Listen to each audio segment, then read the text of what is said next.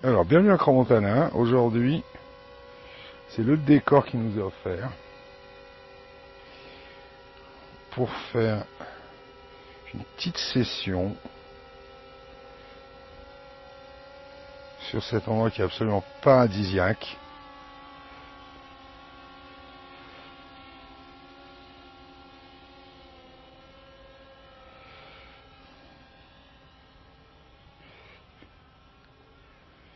Pour tout ce qui est chipping, alors, tout est presque prêt. Je vous laisse profiter un tout petit peu de la vue, parce qu'aujourd'hui, toutes les conditions sont absolument fabuleuses.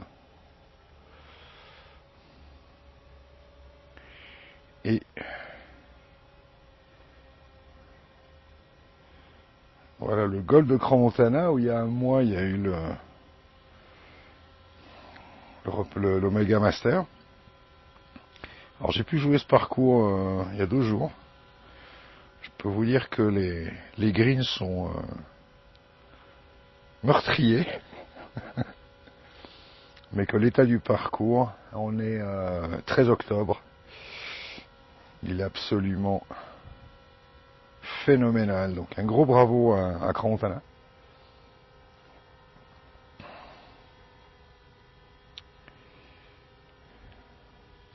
Et félicitations aux greenkeepers qui font un job de malade sur ce parcours.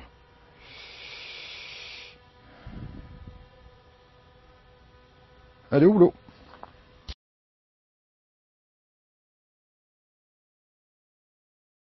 Bien,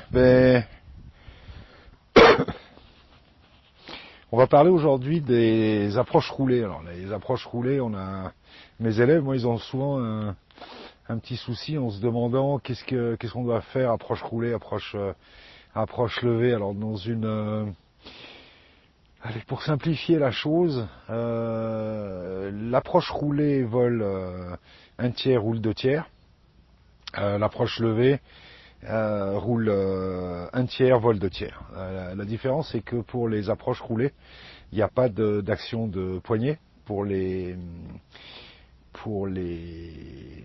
approches levées, par contre, c'est plus ou moins un swing normal avec un contrôle du swing qui est maximal. Donc, ce qu'on va faire aujourd'hui, je vais vous apprendre j'aimerais vous apprendre les approches roulées et surtout comment on fait pour les calibrer par rapport à la distance, pour avoir une répétition. Donc, ce qui est absolument génial dans ce mouvement, c'est que avec un seul mouvement, et l'idée c'est vraiment d'apprendre ce mouvement-là, c'est d'avoir une répétition du mouvement pour pouvoir calibrer les distances et pour avoir une stratégie un petit peu plus pointue quand on arrive autour du green. Alors,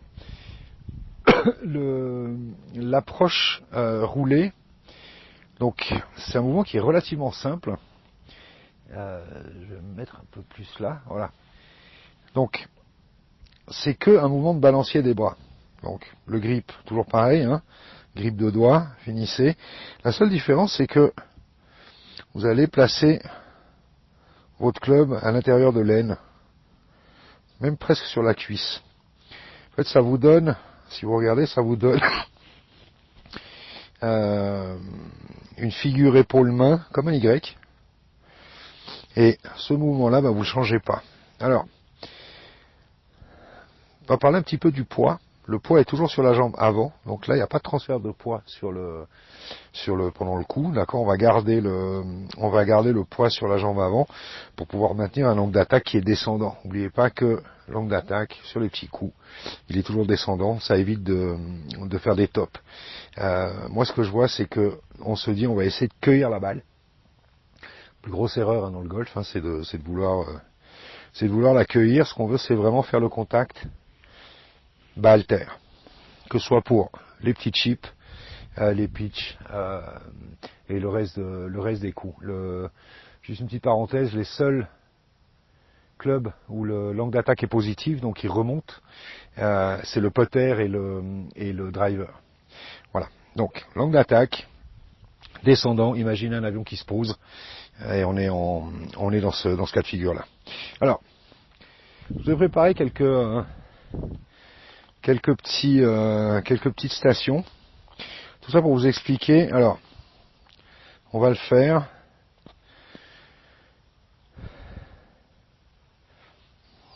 De base. Donc, balle au milieu, d'accord, on garde. Je trouve que ça c'est un truc que j'ai piqué à d'autres pros. Donc on garde la largeur d'une tête de club pour l'ouverture du stance. Là je suis au milieu. Je place mon club sur la jambe avant. Je prends mon Y. Et tout ce que j'ai à faire, c'est à faire ce mouvement-là. Donc, le mouvement techniquement est assez facile. Qu'on dit. Donc, place le club, largeur, poids sur la jambe avant, et le petit mouvement. Maintenant, comment on le calibre? On va le calibrer, alors moi j'aime bien, alors ça c'est personnel, hein, mais j'imagine un cadran de montre autour de moi, 6 heures étant l'impact, 7 heures, 8 heures, 9 heures étant les backswing maxi, 9 heures étant le backswing maximal. Mon bras étant mon aiguille, donc 6 heures impact, 7 heures, 8 heures, 9 heures. On va pas plus haut que ça, parce que si on doit aller plus haut que ça, on va commencer à faire rentrer les mains dans le jeu, et là on est sur les approches levées. Et en fait, tout le truc c'est là. Donc, centré par rapport à la balle, prends mon stance, prends mon grip, club sur la jambe avant, et on va faire 7 heures, fini. En fait, ce que j'aimerais que vous fassiez, c'est que vous découvriez quelle est la distance que la balle va parcourir avec un backswing de 7 heures. Et vous allez voir que le golf, c'est que de la répétition. Une fois qu'on arrive à se concentrer sur un mouvement,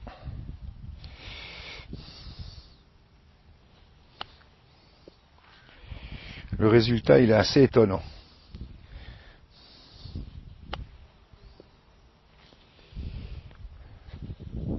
Donc voilà, 7 heures. Et j'ai ce résultat-là.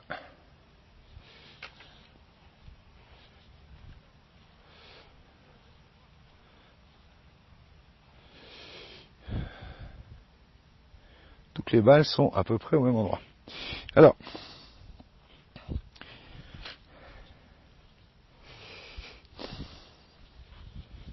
voilà. Donc moi ce que j'aime bien faire, c'est après mesurer. Alors je vais vous préparer ça et puis on va y aller. Donc je suis parti à cette distance-là. Et maintenant, je vais compter mes pas. Donc des pas normaux, hein, pas exagérés. C'est important de ne pas imaginer un pas, de faire des pas normaux. Donc un pas, 2 pas, 3, 4, 5, 6, 8, 9, 10, 11, 12, 13 pas.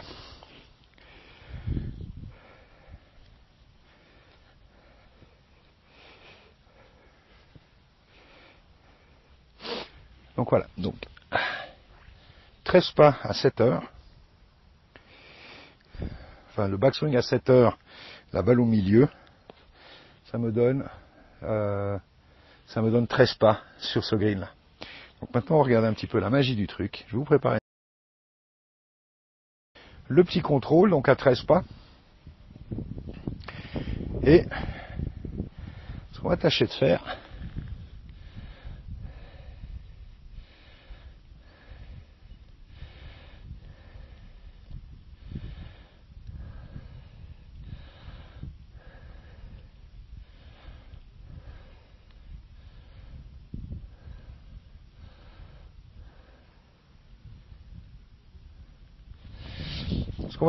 maintenant, c'est de faire cette répétition de mouvement. Alors, pourquoi ça ne prend plus? Voilà, ça resuit. Alors, je me remets toujours au même endroit, donc toujours même endroit de base. Je vais aligner ma face de club en direction de où je veux aller. En fait, donc toujours pareil. Je vérifie la largeur de mon stance. Je place mon club, toujours dans la même position. Je vais faire 7 heures.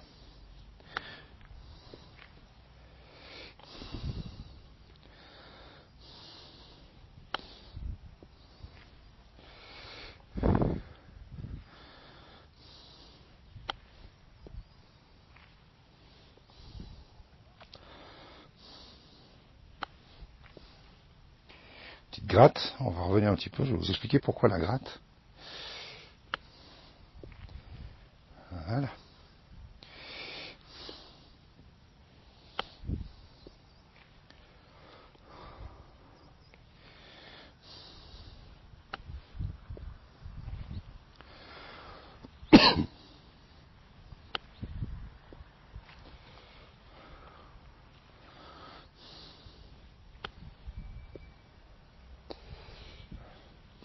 Et voilà. Donc le résultat, il est quand même pas mal parce que ça me permet moi d'avoir quelque chose sur lequel me baser quand je vais jouer. Alors, si je dois vraiment scorer, ce que je fais, je vais compter mes pas quand je suis autour du green pour savoir quel type d'effort je devrais être pour me rapprocher du trou le plus possible. La magie dans ce club, dans ce mouvement-là, c'est que je peux utiliser différents clubs, que ce soit faire, moi j'utilise mon 56 beaucoup, mais je travaille aussi mon pitch, mon fer 9, 8 et fer 7, et toujours avec le même mouvement, je vais obtenir des distances différentes. Alors moi ce que j'ai fait, c'est que j'ai fait un petit carnet où je calibre, je note en fait les coups. Ça va changer bien sûr par rapport à la à la rapidité du green. Donc ça c'est sur un autre aspect qu'on contrôle, qu'on vérifie. Et puis sur ces coups-là, toujours avec le même mouvement. Donc quand je place ma balle au milieu avec mes 5 clubs, et ben j'ai 5 différentes distances. Maintenant, vous verrez que la beauté de ce coup-là, c'est qu'en plaçant la balle d'une manière différente, plus sur le pied avant, centré par rapport au stance, ou sur le pied arrière, je vais obtenir des trajectoires qui sont différentes. Je vais vous expliquer ça tout à l'heure. Et en plus, donc là, on est déjà à 15 coups. Différents. Et puis, si on joue le même mouvement sur différents backswing, donc on rajoute le 7h, 8h, 9h, on multiplie ça par 3 et ça nous permet de mettre 45 coups supplémentaires dans le sac. Alors pour ça que c'est hyper intéressant parce que le mouvement est relativement simple à faire, mais il est hyper utile que ce soit autour du grid. Si on fait un 9h avec un fer 7 sur le pied arrière, je peux vous garantir qu'on a une distance qui est intéressante. Moi j'utilise souvent quand je dois sortir de sous les bois, par exemple. Ce qui m'arrive assez fréquemment. Donc voilà, donc maintenant je vais vous préparer tout ça, puis on va se retrouver pour les différentes positions de balle par rapport au stance. En démonstration, place le club, aligne la face de club en direction de l'objectif, backswing à 7 heures, et on n'a plus qu'à y aller.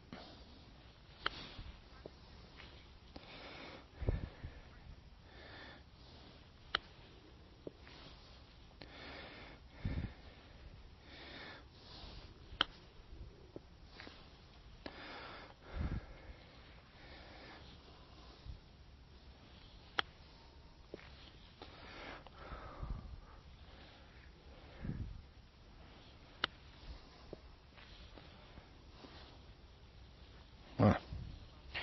Donc toujours pareil, là on va mettre la balle sur le pied arrière. Donc même position, hein, phase de club elle est légèrement un peu fermée.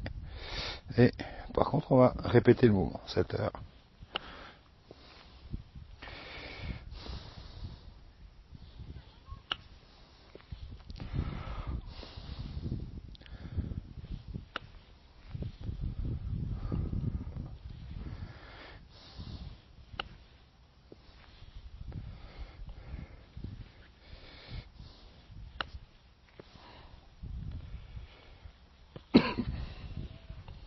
Pied avant. Même mouvement, même position, vous aurez compris. La jambe avant. 7 heures.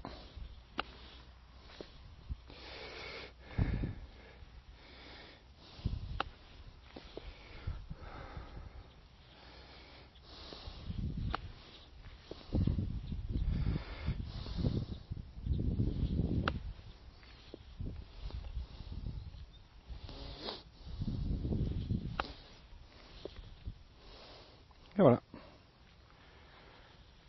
Voilà le résultat. Alors, amusez-vous bien avec ça. Utilisez-les, vous pouvez utiliser encore. Moi j'utilise sand wedge, pitching wedge, faire 7, faire 8, faire 9. Ça me donne toutes des trajectoires différentes. Par contre, un seul mouvement. Donc c'est ça qui est absolument génial avec ce coup. Rien vous empêche d'essayer ça avec des fer 6, avec alors, on est sur le club de Crans-Montana, Ballesteros, il faisait, quand j'étais petit, j'ai vu une fois s'entraîner autour du green. Au bout de 15 minutes, il avait tous ses clubs autour du green qui étaient sortis pour s'entraîner. Donc n'oubliez pas que le golf, soyez créatif avec, pas parce que vous êtes autour du green qu'il faut un wedge. Vous pouvez le faire avec le putter, gardez la balle basse, faites ce que vous savez faire le plus simple possible, gardez le jeu simple, amusez-vous, et puis soyez créatif, ce que je disais à mes élèves tout le temps. Think outside the box. Alors, je vais vous montrer comment maintenant vous préparez tout ça et je vous amène l'alignement et la gratte. Alors, on va parler de l'alignement un petit peu. Donc là, je vous ai pris 3 clubs, vous verrez. C'est surtout pour la différence, et en fait c'est toute la beauté du jeu de ce mouvement-là, c'est que un seul mouvement, vous avez plein de possibilités. Alors, par contre, je vais viser, je sais pas si vous voyez bien, voilà. Donc, l'idée, c'est de placer le club perpendiculaire avec sa ligne de jeu ou avec la ligne sur ce qu'on vient sur la cible. Une fois que le club est posé, comme dans tous les autres clubs, le club il bouge plus, on va prendre notre position. Alors ça demande un tout petit peu de pratique. Moi j'aime bien l'exercice de placer une baguette avant. Moi ça m'aide à visualiser pas mon facile, le club perpendiculaire. Donc là, placer le club, prends mon grip. Donc la balle est centrée et je vais faire un backswing à 7 heures.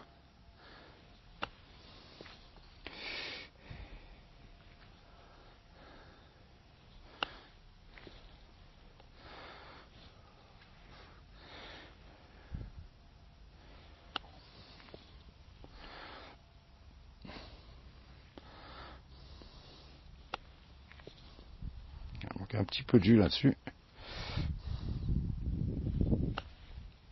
Voilà. Donc, je suis assez satisfait de ça. Et maintenant on va faire pareil. Là je vais prendre mon fer 9. Donc c'est toujours la même chose. Hein. Ce mouvement-là, ce qui est absolument génial là-dedans, c'est que c'est de la répétition sur un seul mouvement. Et là vous utilisez vraiment tous les clubs que vous avez. On va faire 7 heures. Comme ça va vous donner aussi une idée de la différence de distance. Donc là, je suis aligné, mon club il est placé, ma position elle est construite, donc je fais toujours le même mouvement, hein. Place mon club, 7 heures, poids sur la jambe avant.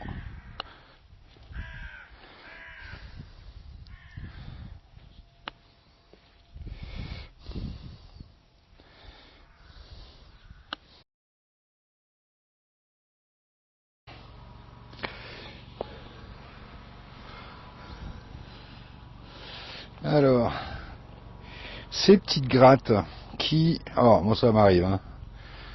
Ça arrive à tout le monde. Les belles petites grattes. Ça, c'est des belles petites grattes. Super petites grattes. Super petites grattes. Là, j'ai eu un petit peu de chance. Voilà, ça, c'est des belles grattes. En fait, la gratte, elle est due au fait qu'on rentre dans le sol avec le talon. Alors, je vais vous expliquer tout ça. Hop, on va monter ça. Et on arrive.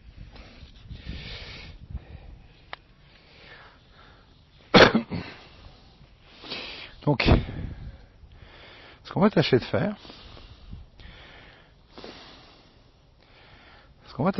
c'est que la gratte, on rentre dans le sol avec le talon. Ça va forcer la face au club à se fermer rapidement. Et là, vous avez la gratte. Alors, l'idée, si on prend le club, si vous prenez votre grip plus court, vous allez vous rapprocher du club. Et le club, en fait, vous allez le lever. Ce qu'on cherche à faire, c'est qu'on cherche à faire passer le wedge sur la partie milieu avant. On va tout faire pour éviter le milieu talon. Ça va permettre de faire glisser le club sur l'herbe sans gratte. On essaye? Alors, on va prendre le club, on va redescendre. Hop, hop, hop.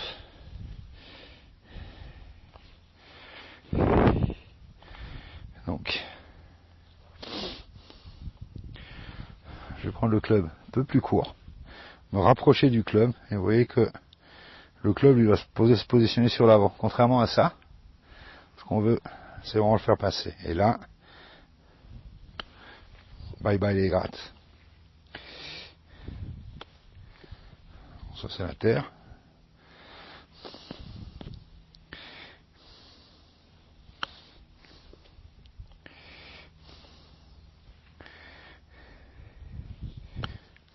Voilà, petite gratte. Et voilà. Et voilà. Au revoir les grattes.